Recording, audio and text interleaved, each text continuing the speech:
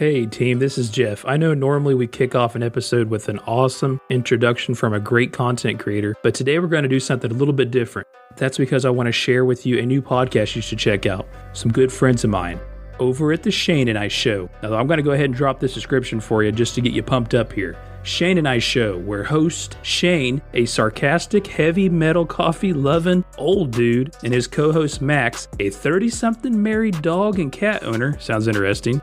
They discuss all sorts of stinking topics. You never know what you're going to get from episode to episode, and that's all part of their fun and charm. That's their pitch. That's what they live for. They call it a podcast about nothing that makes you think of something. You can find this awesome hidden gem wherever you find your favorite podcast. Go to any player and look for the Shane and I Show. All right, let's get into it. You've been searching for a podcast. Want to know about some great artists? You've come to the right place. Indie Podcaster with your host, the podcast father. Woo, woo, woo, you know it. And you know you're tuning in to a new episode of Indie Podcaster. Of course, I am the host, the creator, and all things of this podcast, because that's how I roll. But it's not about me, it's about you, the creators. With that being said, before we get into this conversation that I'm going to share with you today, I do want to make sure that you all have checked out Podcast Garage. It's a project that Tanner Campbell from Podcasting Sucks and Greg from Indie Drop-In and I have started. A new podcast that's going to be very valuable and deep dive and review different podcasters that submit their show. I think you're going to take a lot away from it. You should check it out if you haven't. Let's get back to the topic, though. I'm going to be sharing a chat I had with the Reporter's Notebook team. We talk about the podcast they created, still, True Crime Podcast. It's a great one. This is a cool conversation. We talk about why and how they came up with it, and really the whole entire process they've gone through creating it. I make that sound simple, but I just mean we go through all the different steps and things that they did. It's a really neat conversation. They're really a kind group of people that make a really good podcast, so I think you're going to enjoy the conversation, and I definitely want you to check out the work that we're doing. You know, that is why this community is so amazing. It's how supportive and caring we are of each other. We don't want to lose sight on that. We have to continue to drive that support and care. Hey, I'm going to try not to cry anymore. Let's just get into this awesome conversation. But before we do that, I got to take care of a little business. Yeah, that's what I call it. Business.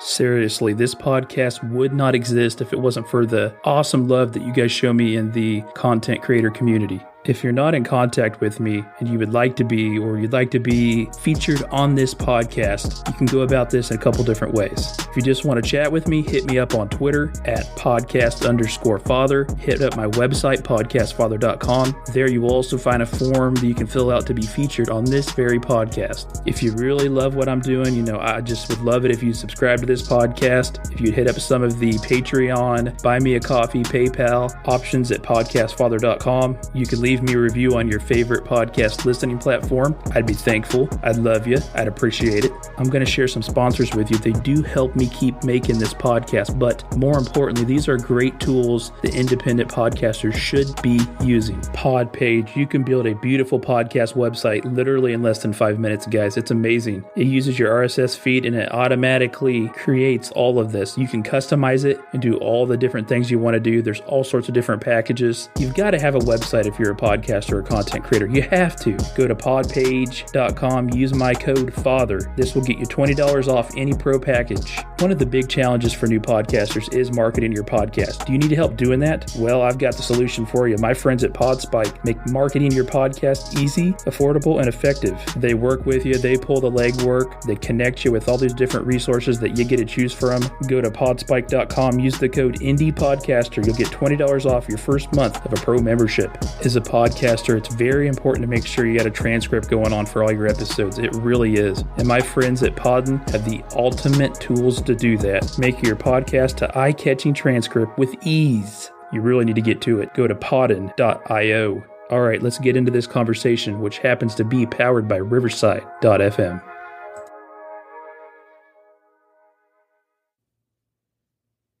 This is going to be a fun time. I have the Reporter's Notebook with me here this evening. I say this evening, but that's irrelevant to the time that anybody's listening, but everybody knows what I mean. Thank you all for taking the time to chat with me. Thanks for having us. Hear Gary speaking there. I listened to you on the Indie Drop-In interview. The voice of the Reporter's Notebook and Still podcast. But I want to give you all some time to introduce yourselves. Sure. I'm Karen, and I do a lot of the writing for the podcast and the research along with Christine. And I'm Christine, and I am an associate producer. I do research and work with Karen on the writing. And I'm Gary Anderson. I'm the voice of the show, and I'm just the sound guy. Just the sound guy. You make that sound easy. I could use one of them. My goodness. I could too. That's the stuff that's not always so fun. It's a lot of fun a lot of the times, but yes, sometimes it's just monotonous stuff. Yeah, I like chatting with people like you, not so much the hours that it takes editing it all, but nevertheless. Yeah. You all connect somehow here, and like I said, I have heard you guys in an interview before. Walk us through how you all met each other and how you formed this, because the Reporter's Notebook is actually let's just say the media company, the brand that you guys have, and that you're behind making the content, correct? Correct. The company that we actually formed is Grayson Shaw Media. The Reporter's Notebook is the brand that we're putting out when we decide to do investigative podcasts. So that's kind of where we are. I'll let Karen and Christine speak to how we got started. So Karen and I worked together at a major daily newspaper as reporters and became fast friends. This is a long time ago. And so my husband and I had been friends with Karen and Gary for many years. And one time Karen approached me and she said, would you be interested in doing a podcast? And I didn't really even know exactly what that was at the time, but I always want to do something with Karen. So I said, yes, let's do it. And that's how we got started. But there's a lot more to it than that. You go, Karen. Well, I had been listening to quite a few true crime podcasts, and I just thought with my background and Christine's background, we could definitely do this. And I knew that Gary is pretty much a genius when it comes to anything technological, and he could learn it really quickly. So he did. He learned on the fly how to produce and edit a podcast. So we're just kind of operating by the seat of our pants and having fun doing it. Sounds like the dogs are excited too for this interview. It's getting me pumped up. Yeah, so sorry about that. We put him outside, but you're still going to be able to hear him. No, it's okay. It adds makes it more realistic, right? We all have that, dealing with that. I have some kids running around from time to time. You could probably hear on mine. I don't know if you've ever heard or not, but every once in a while they sneak their way in and there's nothing I can do about it. So I guess I'll just follow up here. So you're friends, basically. Long story short, you're good friends. Yeah. Husband and wife, and then Christine is a right. Yep. You guys all hang out outside the podcast. That's awesome. So you talked about some podcasts, some true crime podcasts that you really liked. What were they, and what are some other podcasts in general that you all kind of look to inspire you? Yeah, well, I think like most of the country, it started with Serial. And then my daughter actually introduced me to Up and Vanished. And from there, I've listened to a lot of other really good independent podcasts, like In Your Own Backyard and Help Me Here, Honey. Down the Hill isn't really independent. No, it's a good one, though. Yeah, it is. Yeah, and just to echo what she said, Serial, I knew what a podcast was, but 7 years ago, I had a friend say, man, you need to listen to this. You would really like it. I'm like, okay, whatever. Well, I did, and I was blown away. She and I listened to it on a road trip, and I was like, oh my gosh, this is what journalism could be. I had no idea. And so we just, liked true crime. We kind of sucked Christine into it. We would listen to a podcast, and we're like, that was pretty good. We liked it, but we could do that, and we might be able to even do it better. So or differently, yeah. Mm-hmm. Put our spin on it. So that's kind of how we got interested in true crime. So what are some of the other podcasts that we've listened to together? Yeah, so some of the contemporaries are things like Claire Santamaw's Final Days on Earth, Complicit. There are a couple of ladies out of New York and in Los Angeles. Things like you said, In Your Own Backyard was a good one. Shallow Grays is a good one. She turned me on to Someone Knows Something out of Canada. And they've got like 18,000 seasons, and I'm only through like the first 4. But every time I listen to it, it's fantastic. And we've made friends with some people who have podcasts too throughout. So True Crime Nerds is one that we listen to regularly because we know those folks. And Keystone, I forgot. Yeah. Well, that's right. Keystone Cold Cases out of Pennsylvania. We got to know those ladies real well. They do really nice work. It's funny because you've mentioned several that I know, and talk with. So that's always awesome how we're connected in ways that we don't even know, Yeah. But to the true crime thing, for me, when I have a conversation, because I love true crime, I talk with quite a bit of true crime podcasters. We always talk about Serial. Podcast-wise, that was huge for me too. But then I start also thinking about the timeline and how things line up. That's also when really investigation discovery, that channel was just taking off big time. That all lines up in that same time period. Because before it seemed like it was just all either unsolved mysteries, which there's nothing, I love that. America's Most Wanted, love that. Or documentary style things. Then when this channel come along, it really changed, is more in short form. I don't know if you guys have watched a whole lot of that channel, but that was also a big one for me. Oh, yeah. I can lose a whole day watching that channel. Yeah, if we're not careful, that's for sure. Same at my household. What year did you start planning this podcast? It was still, right? Still is the first. Still, right, is our our inaugural effort. I don't know. Christine and I had talked about it for at least a year before we got really, really serious about it, to the point where I quit my full-time job to do this. That was the summer of 2020. Is when I quit, yes.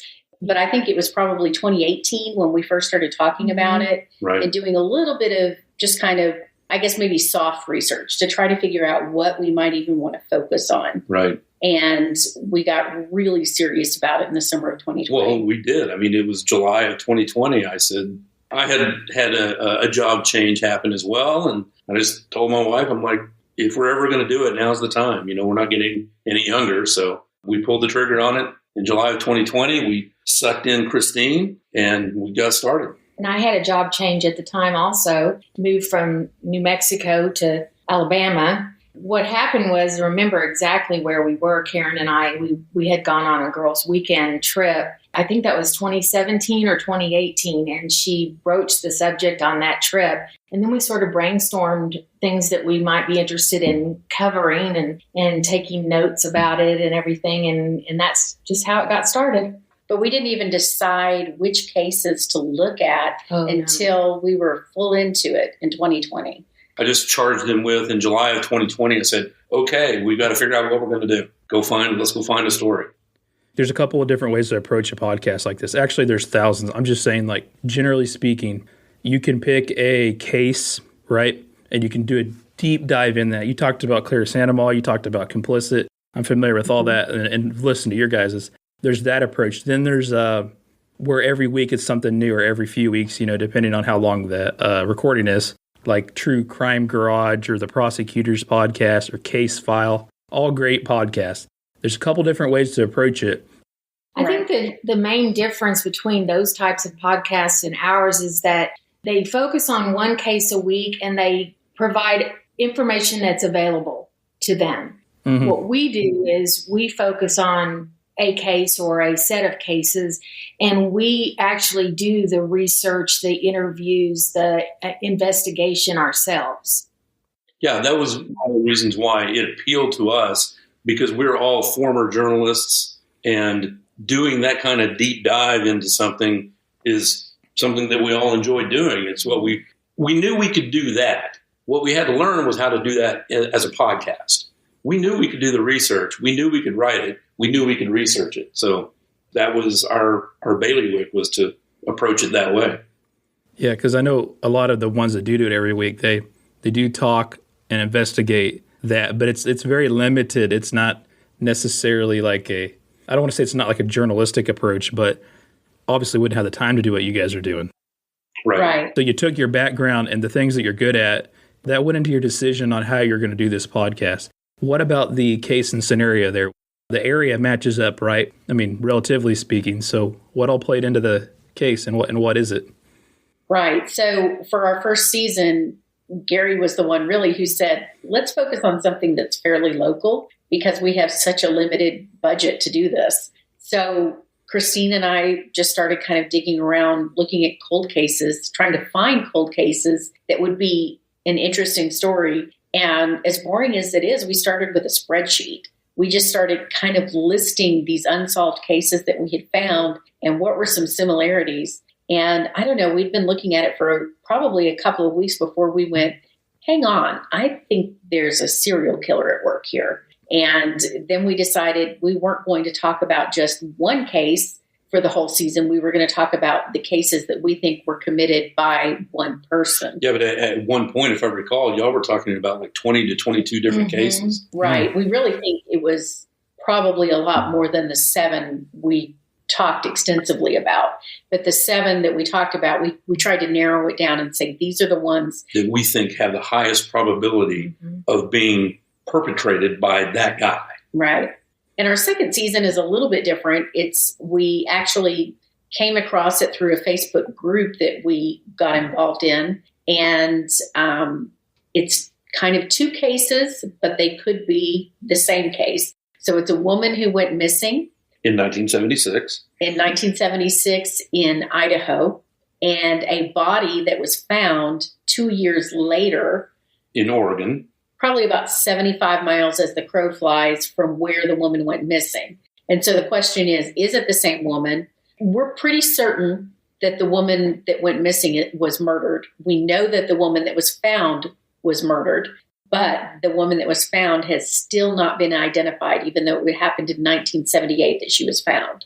So, and she'd been dead for a couple of years. Yeah, it sounds really simplistic, but it is a wildly convoluted story with lots of moving parts and just lots of really cool and interesting things. So it's a cool story. And that launches tomorrow. And we launch tomorrow. Tomorrow. So this episode will go out a little bit after this, but still it's a good thing to mention. So season 2, January 27th. So that's awesome. That's correct.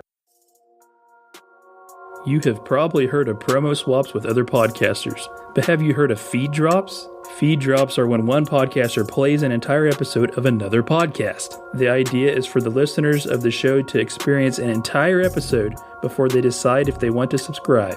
I'm going to tell you what, this is way more effective than promo swaps, and I have the perfect person that can do this for you, my good friend Greg at Indie Drop-In Network. Indie Drop-In Network is a network built around feed drops. You submit an episode, and if approved, it appears on one of Indie Drop-In's shows with all your contact details in front of established audience. Best of all, it's free. So, if you are a true crime, paranormal, scary, or comedy podcaster looking to find new listeners, consider doing this. I've done it and I can tell you it does work. What the hell are you waiting for? I should probably tell you how to do it. Maybe that's what you're waiting for. Go to indiedropin.com/creators. I'll say it again. Go to indiedropin.com/creators. You're damn right. Dang, that felt good. The name, I guess I'll touch up on, but I did hear you talk about it on another podcast. The simple answer to this still is that was the name that was available and made sense, still out there, correct? Right. Because, everything we would come up with, there had already been a podcast by that name. Or something close. Something similar. So, we just thought about something as simple as possible, and these are still unsolved, and people are still waiting for answers. So it just seemed like kind of the common thread to everything we're talking about. Well, and then I think the more we kind of massaged it, it felt like a double entendre. We're talking about cold cases, and these bodies are still, the guys perpetrating them are lurking in the dark, being still. So, I mean, we just felt like it had layers. Yeah, it had layers. There you go. I love it. Right when you think there's no more left out there, you find a good one. And I think this is a really good example. Well, we hope so. I know myself, even like tinkering around the idea of doing a new segment on my show, you try to figure out what to call it. And I didn't want it to be the name of another podcast. So you start searching, you're like, well, damn it, man, everything's used. They use them up and they make one episode. That's the one that really gets you, Yeah, she came up with a great title at one point. Like, man, it's fantastic. And then I found a podcast, and you're right, it had one episode. And I went, oh. So you decided what you're going to do, all the research and all that. How long did that take before you could actually release that season 1 first episode? It was about 6 or 7 months total. Yeah. So, and that was working full time at And that's actually pretty quick for something like you did. Really? You talk with Clara Sandomal, for example, that's not uncommon for it to take 6 years. Mm-hmm. Yeah, it's extensive stuff. So 6 months, it's a long time, but really, I mean, I think some people for what they're doing, like what you're doing from a journalism standpoint, that is still a pretty good timeline. I'm sure you had to really make an effort to stay on track for that. Oh, we did. Yeah. And I think it helps that there are three of us and working at it full time. We didn't, we weren't doing other jobs at the time. So Christine and I were doing all the research and writing full time while Gary was basically learning the craft. Basically learning the industry, learning the how to Equipment. how to use a sound editor. I'd done some sound editing, but this takes it to a whole new level. Yeah. But the one thing I wanted to add to it is it was a conscious decision. We'd seen some podcasts like ours, like what we wanted ours to be, that they put out a new season like once every 3 years. And it's kind of like, And then there's, the Crime of the Week podcast. And so we just felt like that there was a market for something a little bit in between. So a deep dive and an investigative podcast, but it doesn't take 3 years to come out. And so we put it together in 6 months. We got it out. And our goal was to get the next season out in another 6 months. We missed that, but still, we're going to have season 2 out, so every year we're coming out with a new season. And to me, that feels like an untapped market a little bit. Yeah. And we may have a short season 3 because in the interim between season 1 and season 2, we did work on another case that we just haven't gotten to the point where we feel like it's really fleshed out yet. We're still waiting for a few things to happen, like a trial, for instance. Right. So we've decided to kind of put that on the shelf. And because it still hasn't really completely coalesced, we're going to probably make it an abbreviated season and maybe come back to it. Like you said, you went all in, left some jobs to do all this. What was your financial goal with this in comparison to I need to actually focus on the content piece? But you went all in, so the financial piece had to be there in the back of your mind. You had to have some sort of plan. How is that balance act going? I don't want to say put all your eggs in the basket because I don't know where you're at financially in your lives. But point being, you took a risk. Yeah, Gary, what was the plan? Well, we're self-funded. We're all older, and she and I had pretty good. My wife and I had pretty good retirement savings. Gary, you don't look a day over 25. What are you talking about? Hey, thank you. I appreciate it. Christine is semi-retired when we approached this. So we were all in a position financially where we could take a risk. Now, I'm not suggesting that we're independently wealthy and we can go forever, but we knew we had time, that where we could financially support this. So our goal is that eventually we can do this full time. And I think one of the things that helped us was that COVID happened right, at the beginning of 2020, essentially. Yeah. And we figured out that working from home, we could exist on a smaller income than we were used to. Yeah. We're not driving back and forth, spending money on gas. We're not eating out as much. We're not buying clothes and all those types of things that we were normally doing. So now our goal is to simply recoup maybe one of our salaries instead of both of them. Yeah. And that's more doable, I think. Yeah. We're not there yet. No, but I'm hopeful that season 2 and getting another quality season out will start to build us some traction because we'll have a catalog at that point.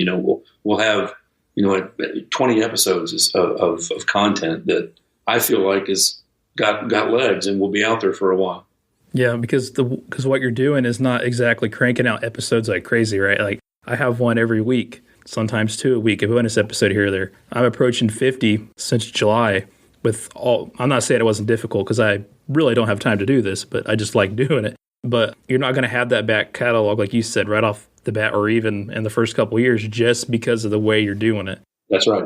I can see where you're thinking there. So, yeah, I think COVID really showed a lot of things in how businesses can operate and stuff. So it makes sense that timeline worked. But back to the point, it sounds like you guys are actually able to focus on the content piece heavily then. Oh, yeah, absolutely. Didn't even worry about the financial piece as much necessarily off the bat. You could just fully deep dive into the content, the investigative piece, and all that. Yeah, and I think our thinking has been, and it may be kind of blind faith, but that if we produce good content, the listeners will come, and then the revenue hopefully will follow. So we're just hoping that if we provide quality content, it'll kind of work out. I just believe that if we have a good story to tell, that people are going to want to listen to it. We would talk all the time, and I said, don't focus on anything other than just making it great. Just make it as great as you can. And I'll be honest, there were times when she would come back and want to go, I want to re-edit that such and such. No. And I would get so bent out of shape about it, but it always made it better. I had to learn to go, just check your ego at the door and allow it to be better, because all three of us are only interested in what's the best work we can do. That's teamwork, I think, right? That's the best kind of teamwork you can get. What were some big challenges that you faced for several months before you were able to get the season out?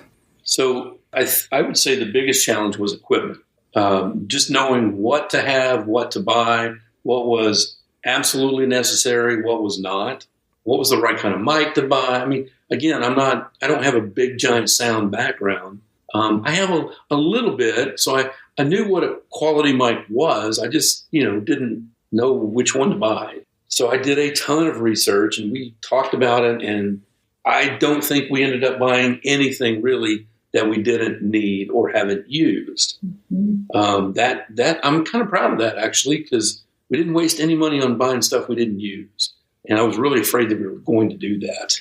No, and we just not that long ago invested in a boom mic, which seems simplistic, but it made such a huge difference on season 2 because we went to the Pacific Northwest, as Karen was saying, Oregon, Idaho, and Washington, and we did actual interviews on the ground there. Yeah. And so that really helped a lot in improving the sound quality, I think, of the whole show.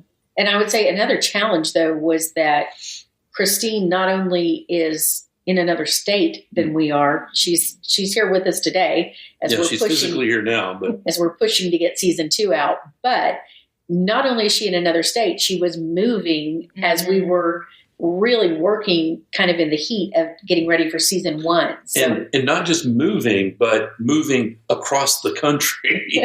And living in a camper for 3 months. And that was, I think that's probably what triggered Karen's thought, is that trying to do sound in a camper was ridiculous.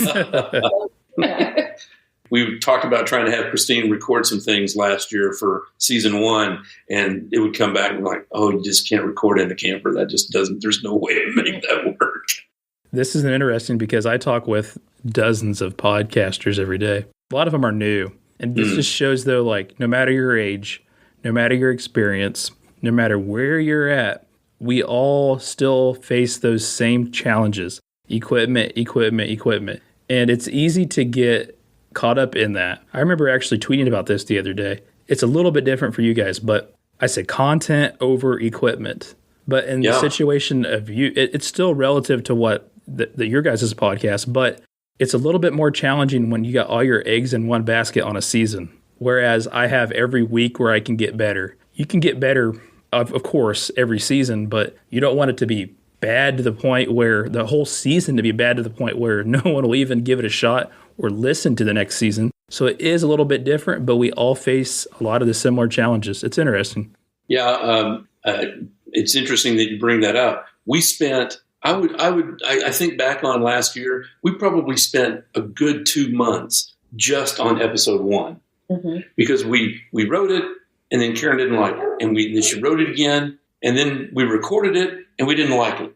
And I mean, we just kept hammering away, redoing it and redoing it and redoing it. And it was exactly for the reason you just mentioned, because we knew we've only got one shot to make a good first impression. But on the other hand, once we had the whole season out, he did get better at the sound editing as we went along. Episode 9 was a lot better than episode 1. Right. So he went back and actually re-engineered some of the episodes and re-uploaded them so that they, the quality is a little more consistent. A little bit. Yeah, a little bit. Just, remastered some things and whatnot. Learn as we go along. If we're not learning something new every day, then we've got a problem. That's kind of how I approach life in general. And you were asking about challenges. I would say the other one that we ran into was trying to figure out which hosting platform to use. Mm-hmm. I mean, there's a billion of them out there. Yep. And trying to figure out which one was right for us We did so much research, and then ultimately it just kind of came down to, we think this is a good one, and so. Who is it? Who changed? Yeah, we launched with Podbean. We were hosted on Podbean, which they did fine, but we have since changed. I migrated this last month before season 2 came out. Who are you with now? Spreaker. Okay. I wanted to be we needed the ability to tap into dynamic advertising in a way that Podbean just wasn't making possible. I would email them. I would talk to their tech support, and they say, we have this ad marketplace. I'm like, okay, then can I go pitch my show to them? No, that's not how it works. Well, then what good? It's like, okay, I've been with you guys for a year. You've sold 0. You've not approached me once about anything. We've got to get the ball rolling. I've got a season out. I've got another season coming. It's like, I can't do this anymore, guys. I got to go find somebody else. Yeah, and you probably didn't think about that near as much in the beginning as you did as you got along and you felt better about being in a position to even do something like that. Right. Mm-hmm.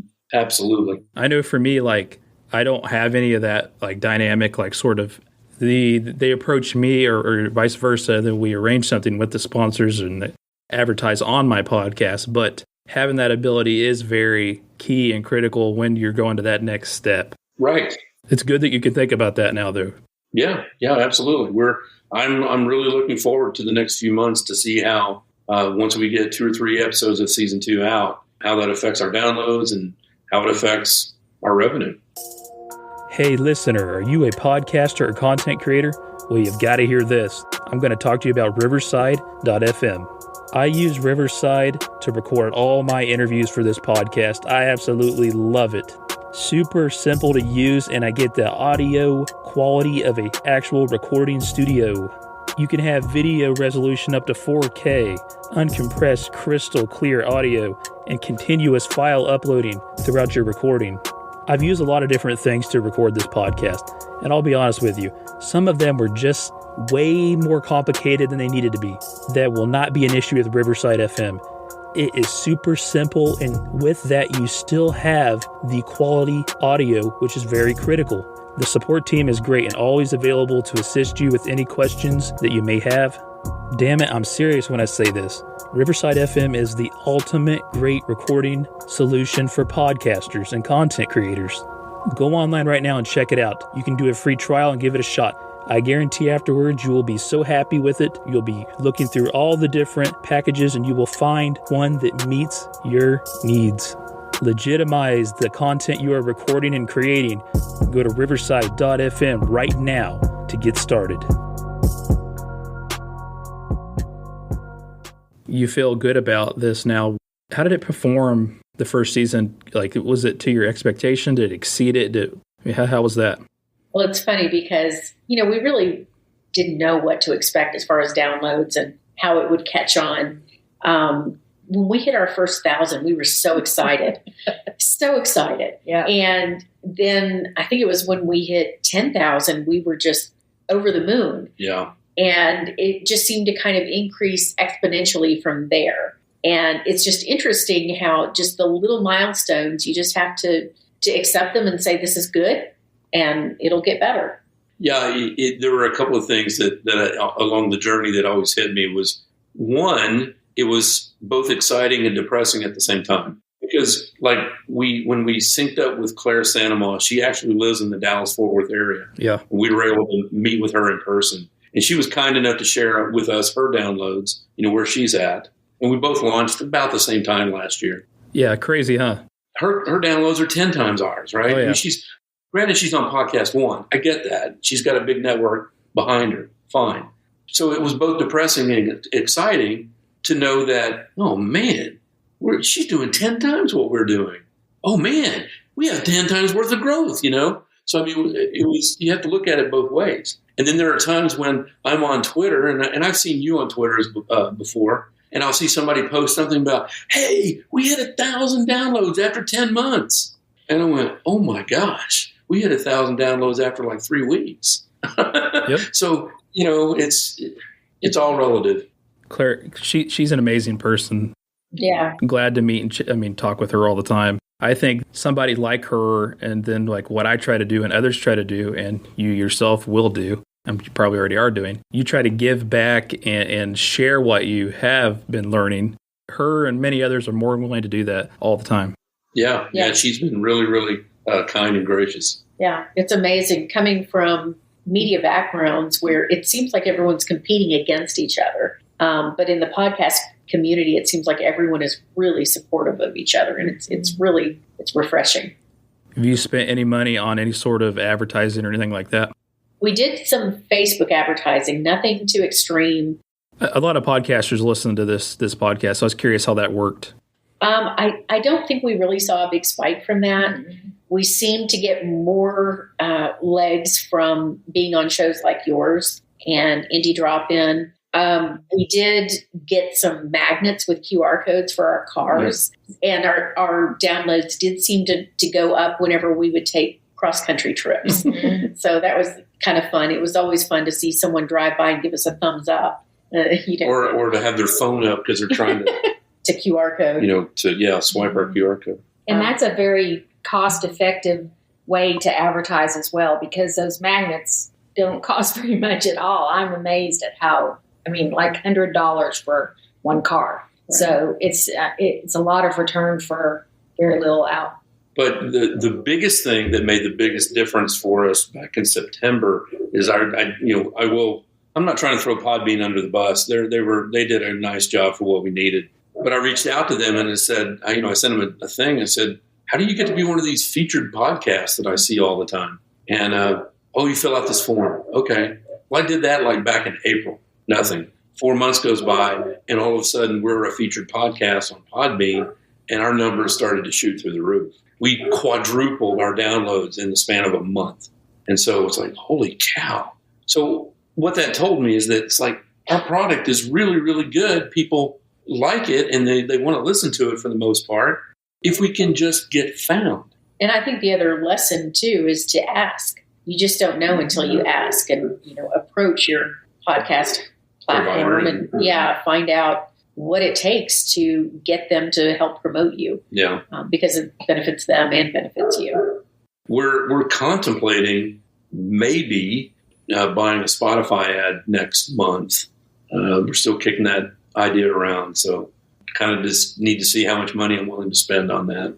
And I can't say enough kind things about my friend Greg at Indie Drop-In. And as far as ad buys, things like that, myself, him, we're all more willing to share advice on maybe where to buy and what to do. But particularly with Greg, with True Crime and how he's built that for the Indie Drop-In, he's a great resource for you guys. I'm just saying this during the recording here, but I think people like him can really help you out. But then on the flip side of that, it's continuing to find other true crime podcasts that are at your level-ish, maybe a little bit under, but maybe a little bit over, and introducing, because you guys have great product, just getting something brief in front of their listeners, that kind of stuff's huge. I know for me, I'm not even like a true crime podcaster, but I know when the Aaron at Generation Y says something on his podcast, that's a really popular one. That's one of the first true crime podcasts ever. And when they said something about how they were on my show, that definitely helped. So I think there's a lot of good resources out in the true crime community as well. What about conferences? Sorry, I didn't mean to cut you off. Go ahead. No, I was going to say that's definitely something that we're also considering is trying to reach out to different, like-minded podcasts and like-minded true crime podcasts and try to get, some promotional swapping going on and that kind of thing. We tried to do that with Complicit, but she's hooked up with a advertising agency, and so recently too. You must have just missed missed out on that one. Yeah. We did do an ad swap though with Keystone Cold Cases, and we've discussed doing one with some other people. So. Yeah. We've learned so much as far as promotion goes in this past year. I just feel like we're going to do such a much better job promoting season 2 than we did promoting season 1. You were talking about Greg. The interview with Greg, not only was it great exposure for us, but he offered us so many tips and hints and ideas during that conversation that I wish I had a recording of the whole conversation, not the edited version, because it was very helpful in a lot of different ways. Yeah. That's all day, every day, Greg and I talking. So I think true crime also has this really cool advantage, and COVID's like an issue right now. I get it. But there's a lot of in-person stuff with true crime community as well. I think eventually one day that'll be big. Yeah, there was the Crime Con, which I know that's a thing. They were in Austin last year, and we couldn't really afford to be there in any meaningful way. But Austin's only 3 hours down the road from us. So with our magnets on our car, we drove down and just drove around and made ourselves conspicuous all around the convention center there during Crime Con for a day. I like that. Tailgating. Yeah, essentially. It was guerrilla marketing is what it was. But, you'll get in that position eventually maybe where you could be a part of that, and that's a big thing too. That's definitely on our minds. We'll get there. Hoping for that day. Yeah. Mm-hmm. I bring that up because I'm curious of what other goals that you have for this season 2. What other goals do you have? How long do you plan on doing this, or are you just going with it? Well, I think we essentially said we'll keep going as long as we can afford to. And, we have to get to a point where we can bring in enough income to survive. And so, we've discussed actually one of us getting a full-time job again to try to make ends meet because we're dipping seriously into our retirement. But our goal would be to be able to just sustain and do this full time. Yeah. I mean, I'm sorry, go ahead. I don't think any of us are looking to get rich off of this. We just want to love our work, and we do love our work, and, just to be able to make a living at it. We want to do more than just true crime, though, eventually. I mean, that would be the long-range plan. We talk about ideas all the time about, telling stories that aren't necessarily cold cases or anything like that. So we'll see. I mean, in my perfect world, in my perfect head, 5 years from now, we have dozens of different podcasts out that touch like 4 or 5 different genres. The reality of the struggles that we all face, right? We all really face like a time limit, a financial limit. But at the end of the day, we just want to make really good content. And the 3 of you are Noakes. I mean, you're the same. So it's just a struggle when you're not going to be able to put a whole lot of money into it. But you talked earlier about some tricks that you've learned along the way from maybe an editing piece. Gary, what were some of those? Wow, some of the editing tricks. So you talked about remastering. Will you explain what you're using to do that? I'm in addition to being a former journalist, I spent a great deal of time in advertising. So I'm a graphic artist. I've been using Adobe Creative Suite for almost since day one for 30 years now. So since I already had it, it didn't make sense to go buy money for anything else. So, Adobe's got a sound editing program called Audition. So it's like, why go buy something else? I'm just going to use Audition, learn how to use it as best I can. It's actually pretty robust. It's not one of the professional ones, but it's pretty darn robust. But what it does, as far as leveling and getting your sound levels kind of even, it does a great job automatically. But as we were listening to the podcast, what she was talking about, sometimes I had some really soft music or something that would just get lost in the car. It's like, we don't even hear it. I mean, you barely hear it. And so it's like, well, crap, I have to think about that. So I went in and I just boosted the floor levels on everything like that. Every piece of music that I thought I had, at X decibel level, I just increased it by 6 or 7 or 8 and found what I thought sounded good. And then, we reposted it and they're like, oh yeah, that's a whole lot better. That reads in the car a lot better. So, I mean, I don't know if that's a tip or a trick. That was just something that I had to figure out. We learned and we executed. Yeah, I think you just don't think about when you're listening to your sound editing through headphones, you're hearing it at a different level than somebody who's driving down the road trying to listen to something. So there are things that you're hearing that they're going to miss. Headphones on their ears. And for true crime, I mean, that was something, again, that was a conscious decision that we wanted our seasons to be about 10 episodes long. We didn't want a great long 18 episodes. We wanted something that was bingeable on a road trip, right? Or each episode is like 35 to 40 minutes that somebody can listen to an episode as they go to work. So we knew that we listened to true crime in the car. So we tried to gear our podcast and our show to people who are listening to the show in the car. That's a good investment to go back and address some of those things in previous episodes. I think that's things that's a thing that we could all kind of oversee and forget about, like move on to the next. But that's a really good decision to spend your time doing that. It's probably not easy because you want to think ahead. Yeah, but that's something else that we learned is that this is out there now, and promotion is our full-time job. Like we'll be promoting season 1 for the next 10 years, hopefully. It's not like we put it out and we forget about it. Like, no, this is our product that's out there that we want people to continue to find and enjoy and listen to and learn from and make relevant. Anything else you guys want to bring up there's some podcasters listening, put it that way. You have anything else for the community that you could find beneficial, or just anything really? I don't know. I think some of the basic things we were probably naive about when we started, and we just realized it as we went along, that if you put a relative time reference in, you have to clarify when, the specific date, because even though we're writing it for instance, we were writing it in 2020 or 2021, that doesn't mean that's when it's going to be heard. Right. And it'll live, as Gary was saying, hopefully live for years down the road. And you have to give people some kind of a reference to understand when this happened. Right. There were plenty of times in her script, she would say last summer, something happened last summer. And I'd go back to her and I'm like, you can't do that. What if somebody's listening to this in 2024?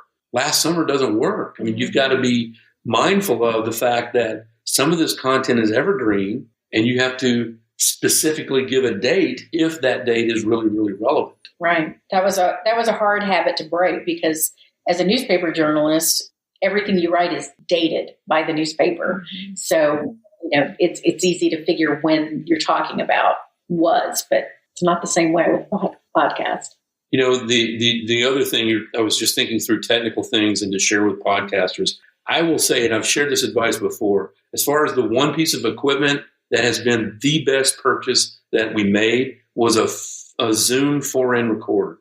And the reason I say that is it is so stinking versatile. Like you can produce almost the entirety of a podcast with nothing but that handheld recorder in your hand. If you know what you're doing, and if you're taking your time and, have some of the right things to go with it, it has been absolutely invaluable. And where it was key was, particularly with season 1, is that we had a lot of phone interviews, tons and tons of phone interviews. COVID was a big thing, obviously. And oh my gosh, how long did we spend trying to figure out how to record a phone interview the best way possible? Yeah. And Apple with the iPhone doesn't make it terribly easy. There are some services that Christine found. They were kind of pricey. And I thought, good grief. And finally, what we ended up doing was just using this real nice Bluetooth speaker that we had, pipe the call through the speaker, and just set the recorder up in front of the speaker. And when you say really nice, it was like a $25 speaker. Sure. It was sure. a very inexpensive speaker. Sure. But it sounds nice. And that 4N Zoom recorder does such a magnificent job that we tried it out and we went, that sounds great. I mean, that sounds like a phone call. I don't know that we can do better. And also, it being portable, we were able to take it with us on our trip and use it in close quarters, talking to people in a group, just kind of even on the fly. You wouldn't have to make a huge ordeal out of it. It just recorded extremely clearly. Yeah, there was an instance of she was going into the police station with... Who is she? I'm sorry, Karen. Was going into the police station with one of our sources while we were in Idaho. And we just took that 4N Zoom and I turned it on. I got it set up and then we just jammed it in her purse. And she just walked in with it in her purse. And we got some great guerrilla audio that we're going to be able to use in season 2 from it. I love that advice. It's great. Everybody finds a little cheat that'll help. That's amazing. This has been an awesome conversation. And I think you all are a really good example of the day-to-day life of an indie podcaster, I guess we could say. And I really enjoyed the heck out of talking with all three of you. And I appreciate you taking the time to chat with me this evening. All right, Thank you so Jeff, much. have a good day. Appreciate it. Thanks for listening and thanks for telling a friend. But more importantly, thank you for supporting independent content creators. I hope you enjoyed this episode and continue to listen to the upcoming ones. I'm really trying to do something special here by highlighting all the amazing things all these amazing content creators are doing. I hope you continue to join me on my journey. I'm Jeff, aka Podcast Father, the Indie Podcaster. Keep being you, keep being great.